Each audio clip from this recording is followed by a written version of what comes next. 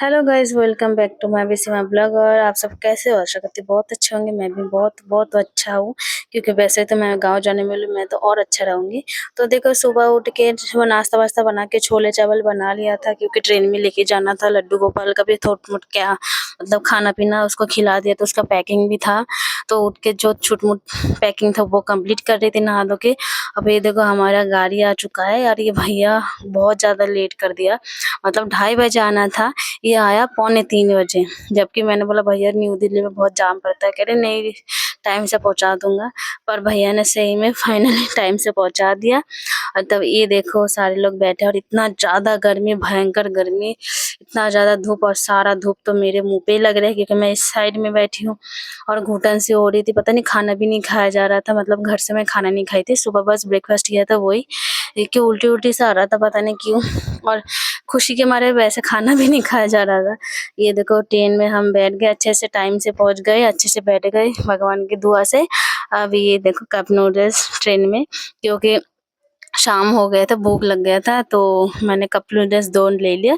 मुझे बहुत ज़्यादा पसंद है, मतलब मुझे खाना है, जब भी मैं राजधानी में जाऊँगी मुझे ये खाना ही खाना है। छोटी वाली को भी बहुत पसंद है, छोटी वाली पूरा 1 कप खा जाती है, पर बड़ी वाली नहीं खाती, उसको इतना ज़्यादा पसंद नहीं है।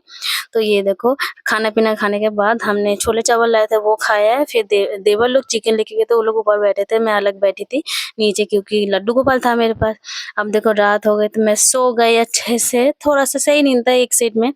अब ये देखो सुबह फाइनली मेरा घर पहुँच गया, मतलब गाँव में आ गई। हमारा ट्रेन था 10:30 बजे उतरना था। तो हम सब जूते-वूते पहनने सुबह ब्रश करके चाय नाश्ता कर लिया था। फिर लड्डू को भोग लगाने के बाद ऐसे थोड़ा-सा लेके बैठी, क्योंकि जो पैकिंग था पैकिंग कर रही थी, क्योंकि इधर-उधर सामान पड़ा था। जूते-वूते पहन के रेडी हो गई, क्योंकि उतरना था, फिर टाइम हो गए। फिर सुबह से हम लोग चाय पी के निकल गए। ये देखो मेरे भैया आए, जीजा जी आए हम लोगों को लेने के लिए, ट्रेन से उतर गए। गाइस इतना ज़्यादा तब एसी से निकले थे, इतना ज़्यादा गर्मी लग रही थी क्या बताऊँ, पर गाँव में बिल्कुल गर्मी नहीं, इतना इतना शांति है ना, क्या बताऊँ। जो दिल्ली में मुँह जलते हैं ना, जैसे लग रहे थे आँख के सामने बैठते, वैसा नहीं है। तो ये देखो फिर हम लोकल ट्रेन में बैठ गए, यहाँ से हमारा 1.5 घंटा लगता है जाने में। तो आराम से हमने यहाँ पे भी छूट-मूट खाना-वाना खा लिया था, क्योंकि हमने सुबह से मतलब उस वाले दिल्ली वाले ट्रेन में ब्रेकफास्ट में सिर्फ वो चाय और बिस्किट ही खाई थी, और कुछ भी नहीं। तो ये देखो हम लोकल ट्रेन से उतरने के बाद ये हमारा ई-रिक्शा में बैठ गए। हमारा नहीं, मतलब भाड़ा लिया, ई-रिक्शा में बैठ गए। भैया लोग बाइक में जा रहे, तो हमें ई-रिक्शा में बिठा दिया।